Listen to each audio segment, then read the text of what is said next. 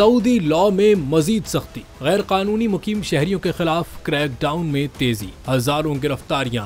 मई के पहले हफ्ते के दौरान मुमलिकत के तमाम इलाकों में छापों के दौरान मजमूई तौर पर 19,710 गैर कानूनी बाशिंदों को गिरफ्तार किया गया है, जिनमें रेजिडेंसी कानून की खिलाफ वर्जी करने वाले 12,961 अफराद शामिल हैं।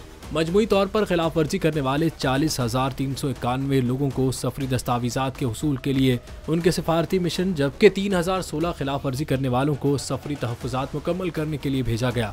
इसके अलावा 13,383 खिलाफ वर्जी करने वालों को मुल्क बदर किया गया।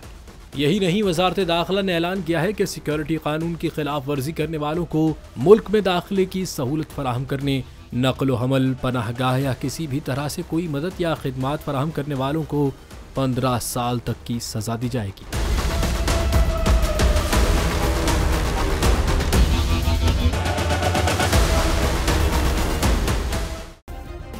सब्सक्राइब करें और बेल दबाएं ताकि कोई खबर रह न जाए।